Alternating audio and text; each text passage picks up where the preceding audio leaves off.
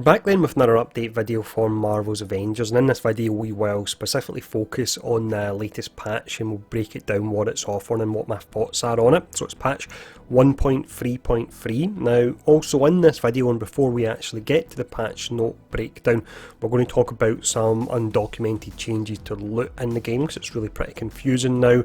We're going to talk about an increased communication on Reddit recently where the developers look to be given quite strong commitment towards the game.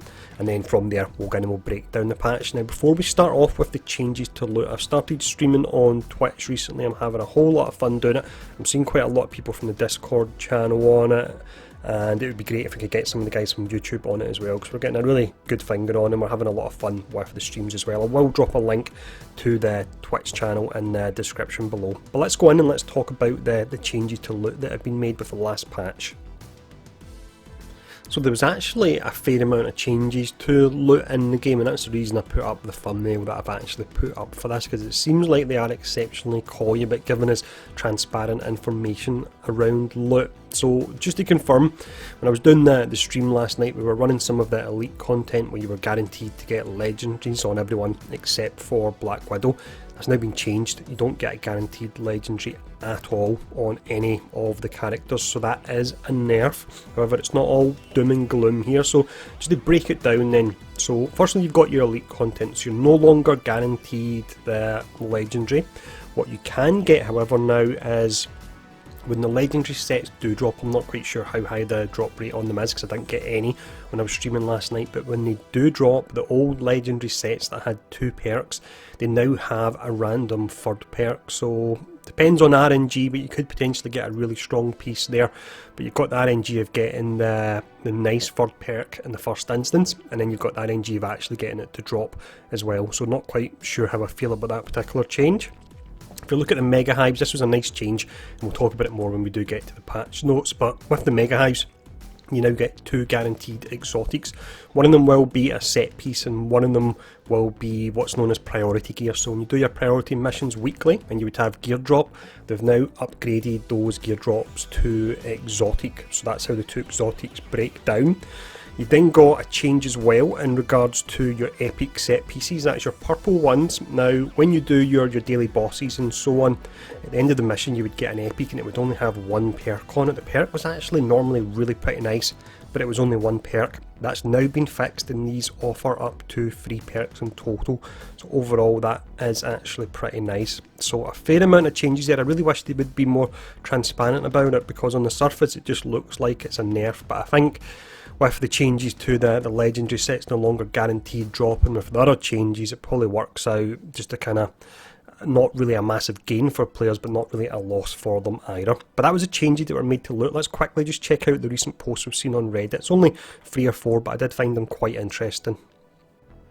Starting off, we had this comment from good old CD Phil. So someone was asking about some drops they actually got in one of the weekly villain sectors, because they actually got an exotic, I believe. So it's just advising it's not a bug. We've been adjusting loot and you shouldn't get exotics dropping with 15 precision anymore. So that was a bug that was actually happening there.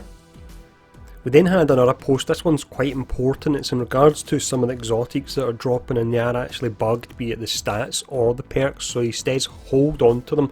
We're looking into it at the moment and they're hoping to have an update. So fingers crossed there will actually be a retroactive fix. So if you get a really bad piece of exotic gear that looks to be bugged, don't bin it. Hold on to it for now. We then have a couple of posts here in regards to the potential commitment to the franchise. Now of course it is all words, but generally if they're not going to commit, they won't go saying they will, because it can get them into sticky situations. But you've got some pretty strong messages here from Phil, and some pretty good messages to see. So he's stating in regards to someone that's given feedback and saying they like the patch: thank you, we remain extremely dedicated to the game and we aren't going anywhere. That's one of the strongest statements I've actually seen coming from them. Final post here before we move on to the patch notes. So from CD Phil once again, just talk about commitment to the game and communication.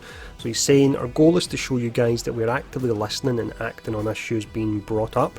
Personally, I am hoping to build a relationship with you guys where you can rely on what I say so we can keep having an open conversation about features. For instance, I would love to give clearer deliveries on things we talk about that we're working on. Sometimes these things are happening in the next patch, and sometimes they are longer term. So some pretty interesting messages from Phil there, and it is nice to see them. It does sound like they are a bit more committed with these recent messages. But let's jump in now and let's check out these patch notes.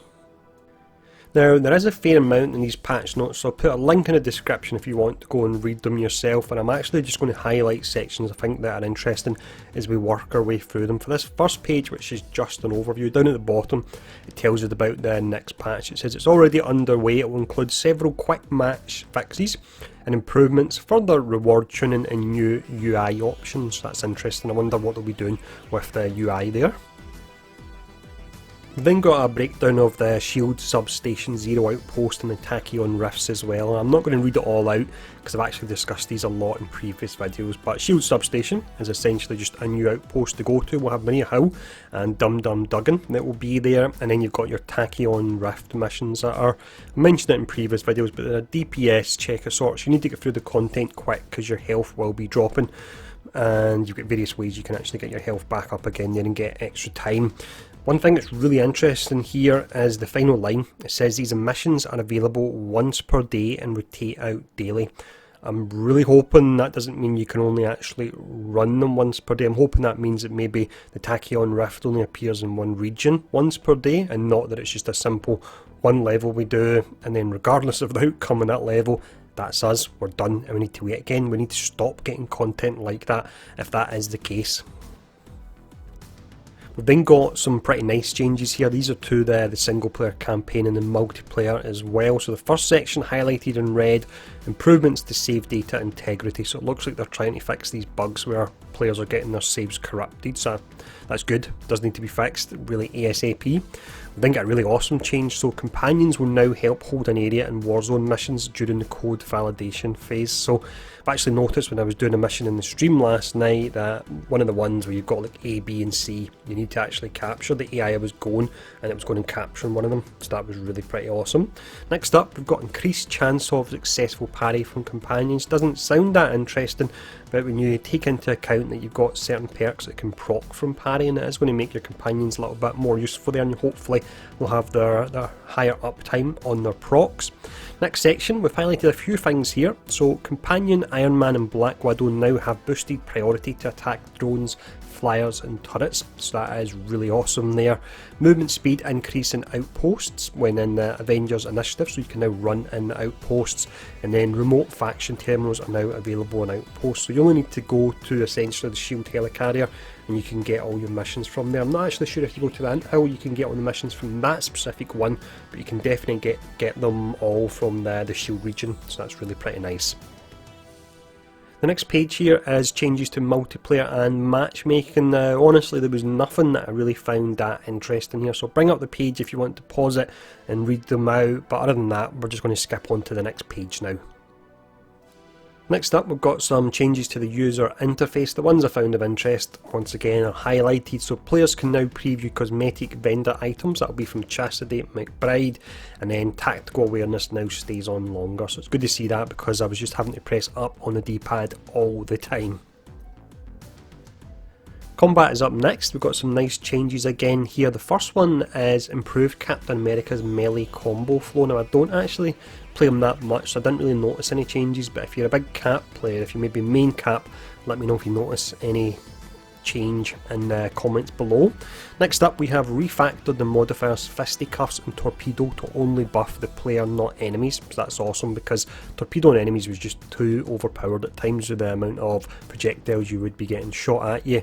And then once again, the tuned heroic drain inflicted by the spin drones. So it's good to see that because I know they did tune it once, but I still felt that it was overboard, considering without your heroic orbs, some of your heroics can take 3 minutes, 5 minutes to fill up. It was just simply too much that a single enemy could drain it way down, so this is a welcome change.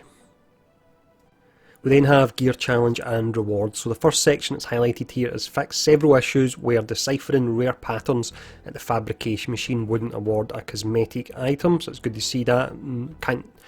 actually count the number of times I went there to hand in a pattern and I got nothing back at all. They fixed the DNA key glitch we could do with Iron Man changing over to Hulkbuster, and it wasn't using a key. We all knew that was going to happen sooner or later, so hopefully you got to farm some nice amount of upgrade modules before this was actually patched there. You've got the improved Mega Hive rewards. We will now get the 2 guaranteed exotics. As mentioned, one of them will be a set exotic and one of them will be equivalent of a priority piece, but it will be exotic rarity. And then improved exotic gear attributes.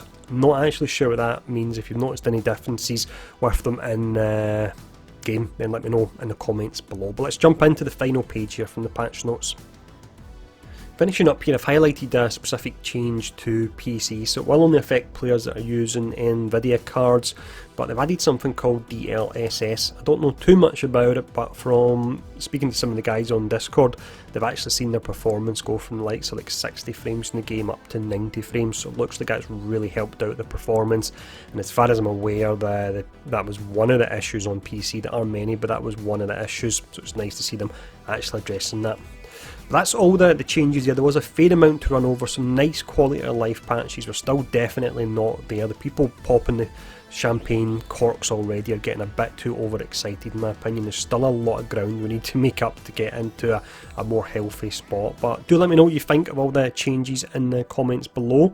And once again, make sure to follow me on Twitch if you want to see me try and stumble my way through a stream and figure out what I'm doing, because I'm very new to it. And thanks for tuning in, stay safe, and I'll see you all again soon.